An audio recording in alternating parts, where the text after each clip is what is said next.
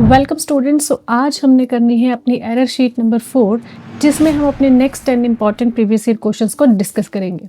And I hope कि अभी तक हमने जितनी भी 3 शीट्स की हैं उनमें आपको सभी सेंटेंसेस की क्लैरिटी होगी और उनमें जो कंसेप्ट हम रिवाइज कर रहे हैं उससे आपको बहुत हेल्प भी मिली होगी। क्लियर? सो चलिए बिना टाइम वेस्ट करते हुए हम अपनी शीट का स्टार्ट करते हैं। फर्स्ट सेंटेंस देखिए आज की शीट का क्या है।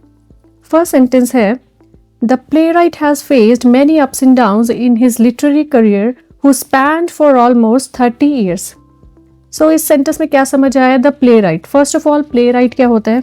Playwright बोलते हैं पर्सन को, person who writes plays. तो यहाँ से आप वोकैबुलरी भी रिवाइज कर सकते हैं साथ साथ। प्लेराइट बोलते हैं उस पर्सन को जो क्या करते हैं, प्लेज लिखते हैं।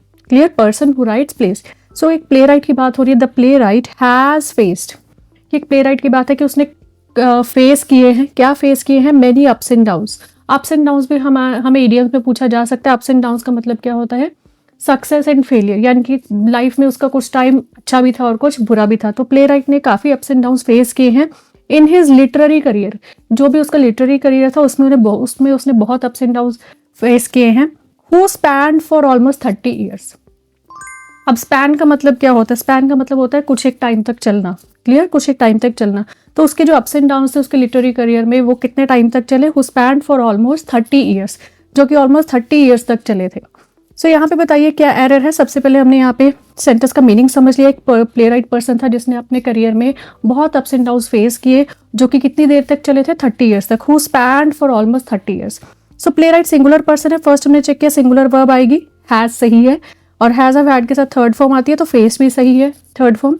Many ups and downs in his literary career, again his भी सही है। प्लेराइट जब जेंडर गिवन ना हो तो हम हिज को प्रेफरेंस देते हैं, या मतलब मेल जेंडर को ही प्रेफरेंस देते हैं, तो हिज सही है। Who span for almost 30 years, तो 30 ईयर्स तक क्या चला? पर्सन चला था या उसके ups and downs? Obviously ups and downs की बात हो रही है कि जो 30 साल तक चला वो क्या है? उसके अप्स एंड डाउन्स है जो 30 साल तक चले थे। तो यहाँ देखिए जो वर्ड आया वो है हु। हमने पढ़ा था हु और whom, ये दोनों सिर्फ किसके लिए यूज होते हैं? पर्सन्स के लिए। हु और whom किसके लिए यूज होते हैं? पर्सन्स के लिए, जो कि हमें बिल्कुल सही लगेगा कि हम प्ले राइट की बात कर रहे हैं, उसने अप्स एंड डाउन्स फेस किए जो कि 30 साल तक चले, तो हु हमें सही लग रहा है। लेकिन हु जो है वो यहाँ पे बिल्कुल रॉन्ग है। वाई? क्योंकि 30 साल तक जो चला वो पर्सन नहीं चला, उसके अप्स एंड डाउन्स चले हैं। क्या चले हैं? Ups and downs. तो यहाँ जो वर्ड आया है हु, वो किसके लिए आना चाहिए? अप्स एंड डाउन्स के लिए, जो कि गलत हो गया क्योंकि हु तो पर्सन के लिए आता है, अप्स एंड डाउन्स के लिए तो हु नहीं आ सकता। तो जब भी हमने नॉन लिविंग थिंग को रिलेट करना हो, यहाँ हु किसको, हु और हुम किसको रिलेट करते हैं? पर्सन्स को। क्लियर? जब हमने नॉन लिविंग थिंग को रिलेट करना हो तो वहां पे हमारे पास क्या आता है? विच। नॉन लिविंग थिंग्स के लिए, नॉन लिविंग के लिए क्या आता है? विच। तो यहाँ हु को किससे रिप्लेस करेंगे? विच से। The playwright has faced many ups and downs in his literary career, which spanned for almost 30 years. कि playwright ने काफी ups and downs फेस किए अपने literary careers में, जो कि, तो which का मतलब क्या है? जो कि चले, कितनी देर तक चले? For almost 30 years. Clear? Who बिल्कुल रॉन्ग था क्योंकि who और whom ने डिस्कस किया किसके लिए आते हैं? Only for persons. So यहाँ हमने पर्सन को नहीं रिलेट करना था। जो 30 साल तक चला वो पर्सन नहीं चला, उसके अप्स एंड डाउन्स चले हैं। जो कि जो वर्ड है वो किसके लिए आ रहा है? अप्स एंड डाउन्स के लिए। नॉन लिविंग थिंग है तो क्या यूज करेंगे? विच। आई होप ये क्लियर होगा आप सभी को। चलिए नेक्स्ट सेंटेंस देखते हैं। नेक्स्ट सेंटेंस है I, you and she have been working happily in the same company and in the same branch for the last 9 years. 3 लोगों की बात हो रही है, आई, यू एंड शी, कि मैं, तुम और ये लड़की जो है वो काम कर रहे हैं खुशी खुशी। हैप्पीली मीन्स खुशी खुशी, इसी सेम कंपनी में, and in the same branch, एक ही ब्रांच में, और कब से कर रहे हैं? For the last 9 years. For the last 9 years बहुत सिंपल सा मीनिंग है, इजी लैंग्वेज है, मीनिंग समझ आ गया। सबसे पहले देखिए यहाँ आ गया है फॉर द लास्ट 9 ईयर्स। सो यहाँ बताइए सिंस आना है या फॉर सही है? फर्स्ट ऑफ ऑल सिंस आना है या फॉर सही है? तो टाइम देखिए हमने कहा था अगर पर्टिकुलर टाइम हो तो सिंस आता है, ड्यूरेशन ऑफ टाइम हो तो फॉर। क्या यहाँ पर्टिकुलर टाइम गिवन है? लास्ट 9 ईयर्स, पिछले 9 सालों से। तो हमें काउंट करना पड़ेगा ना, पिछले 9 साल पहले कौन सा साल था जब इन्होंने शुरू किया। यानी कि टाइम आपको पर्टिकुलर नहीं गिवन। पर्टिकुलर कब होता? अगर वो 9 साल पहले का कोई भी टाइम लिख देते, वो लिख देते 2016, वो लिख देते 2015, या फिर वो लिख देते 2014। अगर उन्होंने कोई पर्टिकुलर टाइम दिया होता तो यहाँ पे क्या आना था, सिंस, बट यहाँ पे हमें पर्टिकुलर नहीं दिया, ड्यूरेशन है 9 सालों से, पिछले 9 सालों से, तो यहाँ फॉर सही है ड्यूरेशन के लिए, इसकी कोई मिस्टेक नहीं है। नेक्स्ट देखिए, I you and she have been working, कितने सब्जेक्ट हैं, सब्जेक्ट मतलब डूअर, कितने लोग काम कर रहे हैं, 3 सब्जेक्ट्स हैं, यानी कि आपका सब्जेक्ट कैसा है, प्लूरल, सब्जेक्ट कैसा है, प्लूरल, तो वर्ब प्लूरल आएगी, और देखिए वर्ब यहाँ प्लूरल है, हैव, वर्ब की भी कोई मिस्टेक नहीं मिली हमें। क्लियर, 3 सब्जेक्ट है, 3 लोग काम कर रहे थे, तीनों सब्जेक्ट हैं, और सब्जेक्ट क्या हो गए आपके, प्लूरल, तो वर्ब प्लूरल आई है, हैव बीन वर्किंग। आप देखिए यहाँ पे हमें जो फोकस करना है वो क्या है, 3 लोगों का ऑर्डर, हमने ये भी डिस्कस किया था अपने 50 इंपॉर्टेंट रूल्स में। देखिए हमने पढ़े थे प्रोनाउंस में हमारे पास 3 पर्सन्स होते हैं, first person, second person and third person. Clear, first person किसको बोलते हैं, आई एंड वी, सेकंड पर्सन कौन होता है, यू, रेस्ट जितने भी बच गए वो सारे क्या होते हैं, थर्ड पर्सन। क्लियर, इवन अगर नेम ऑफ अ पर्सन आ जाए तो वो भी थर्ड पर्सन होता है। सो यहाँ है आई यू एंड शी, इसमें भी हमने पढ़ा था कि इनका आपको क्या क्वेश्चन आ सकता है या क्या चीज आपको इंपॉर्टेंट याद रखनी है। 3 पर्सन होते हैं, first person I and we, second person you, third person he she it they, और नेम ऑफ अ पर्सन। तो हमने पढ़ा था आपको क्वेश्चन जो आ सकता है वो आ सकता है इनके ऑर्डर से, इनके ऑर्डर से क्या क्वेश्चन आ सकता है इनके ऑर्डर से, तो हमने डिस्कस किया था इनमें जब भी आप एक पॉजिटिव कंटेक्स्ट का मीनिंग लेकर आते हैं, जब भी 3 लोग मिलकर कोई पॉजिटिव एक्शन करते हैं तो उनका ऑर्डर क्या होता है, 2 3 1, और अगर वो कोई नेगेटिव एक्शन करते हैं तो क्या होता है, 1 2 3। क्लियर, पॉजिटिव एक्शन कर रहे हैं तो पहले सेकंड पर्सन आएगा, third person, first person, negative कर रहे हैं तो always first person, second and third. अब बताइए क्या इसमें आपको कुछ भी नेगेटिव लग रहा है, क्या इस सेंटेंस में कुछ भी नेगेटिव है, नहीं, पॉजिटिव कंटेक्स्ट है, अच्छे से वो खुशी खुशी काम कर रहे हैं। तो देखिए आई कौन सा पर्सन होता है, फर्स्ट पर्सन, यू कौन सा है, सेकंड, शी कौन सा है, third.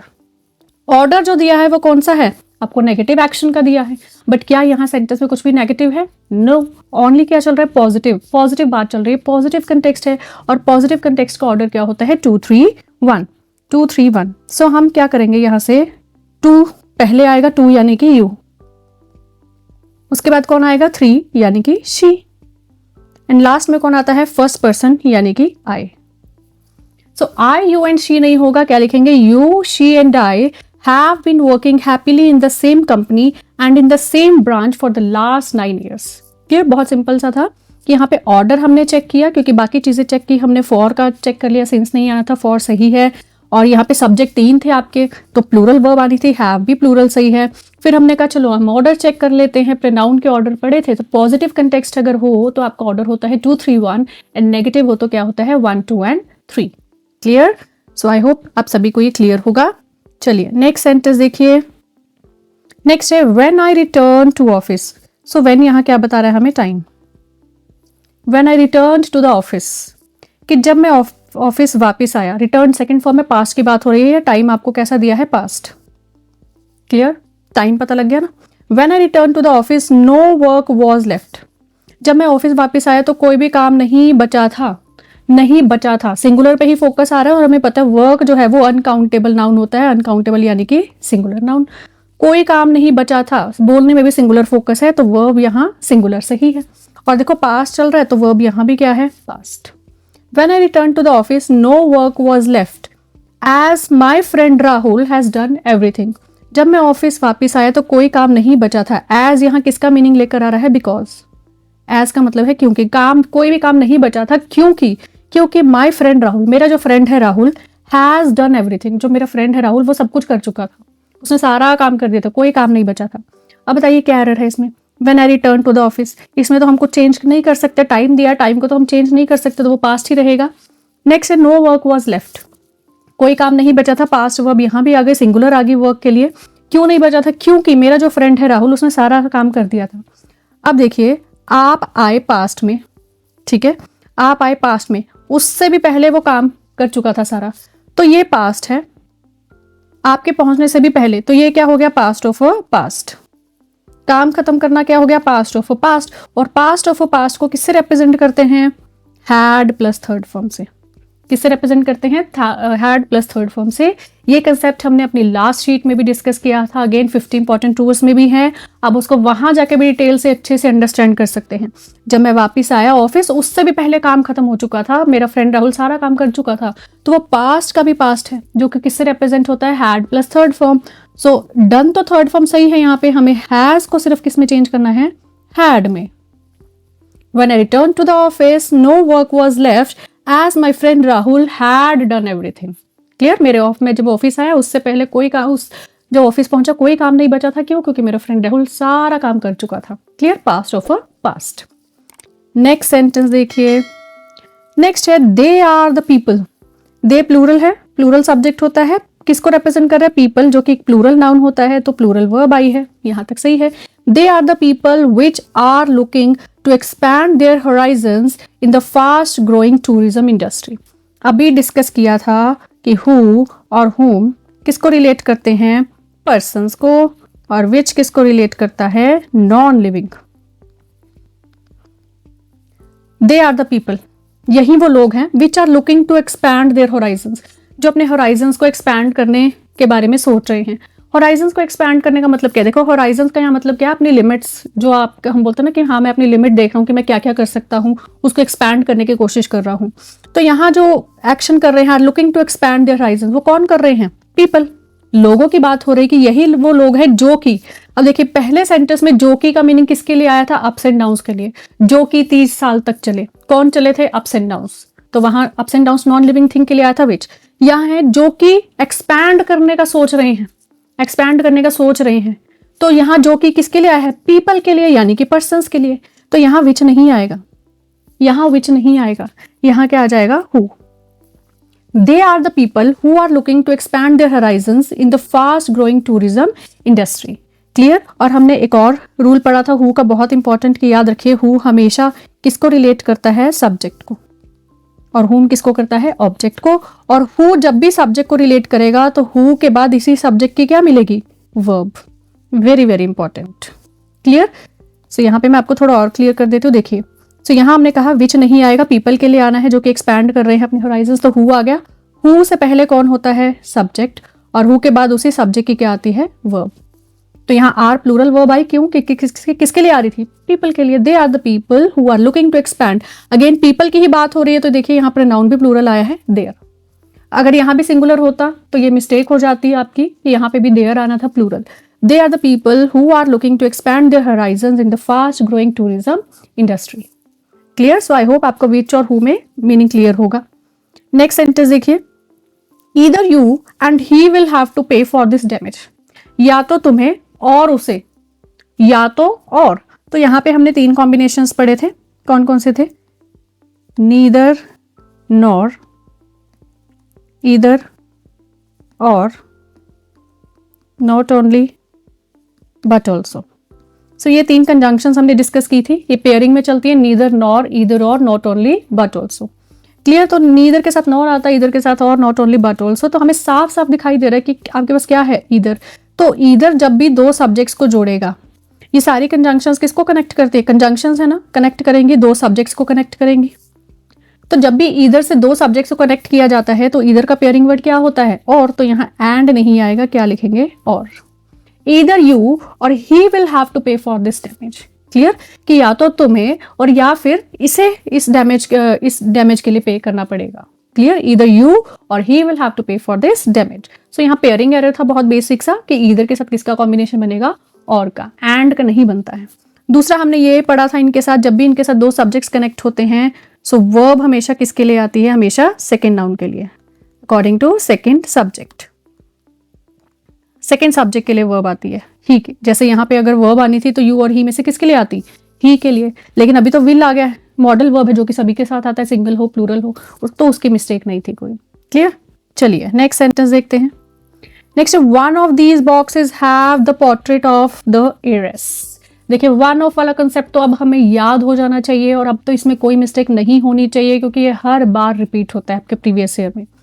Clear? One of these boxes, कि इन बॉक्सेस में से किसी एक में क्या है? Have the portrait of the heiress. Heiress का पोर्ट्रेट है। हेiress मतलब, तो देखिए एक वर्ड है एयर। एयर किसको बोलते हैं? जो हम बोलते हैं ना कि ये उत्तराधिकारी है। तो ऐसे ही एयर जो है वो क्या हो जाता है, मेल फॉर्म होती है उत्तराधिकारी, और इसी का फीमेल फॉर्म क्या हो जाती है, एयरएस। क्लियर। तो देखिए वन ऑफ दीज बॉक्सेस, अब हमें पता है कि वन ऑफ जो है सिलेक्शन करता है, किस में से सिलेक्शन करता है, प्लूरल में से। तो यहाँ पे जो नाउन आया है वो कैसा है, सिलेक्शन ग्रुप। सिलेक्शन ग्रुप ये क्या होगा इस वन ऑफ का, सिलेक्शन ग्रुप। किन बॉक्सेस में से एक, सिलेक्शन ग्रुप कैसा होता है, प्लूरल, तो बॉक्सेस सही। अब इन बॉक्सेस में से एक, इन बॉक्सेस में से किसी एक में है क्या है, पोर्ट्रेट, तो पोर्ट्रेट तो किसी एक में ही है, तो वन ऑफ दीज बॉक्सेस है, one of these boxes have, तो इन बॉक्सेस में से किसी एक में, उस एक के लिए वर्ब क्या आएगी, सिंगुलर। तो यहाँ हैव नहीं, क्या लिखेंगे, has. One of these boxes has the portrait of Eris. इन बॉक्सेस में से किसी एक बॉक्स में क्या है, पोर्ट्रेट है, किसका, एरिस का। क्लियर। सो वन ऑफ की वर्ब कैसी होती है, ऑलवेज सिंगुलर। क्लियर। चलिए नेक्स्ट सेंटेंस देखिए, they live in the apartment above ours. They जो है कैसा सब्जेक्ट होता है, कैसा सब्जेक्ट है बताइए, प्लूरल।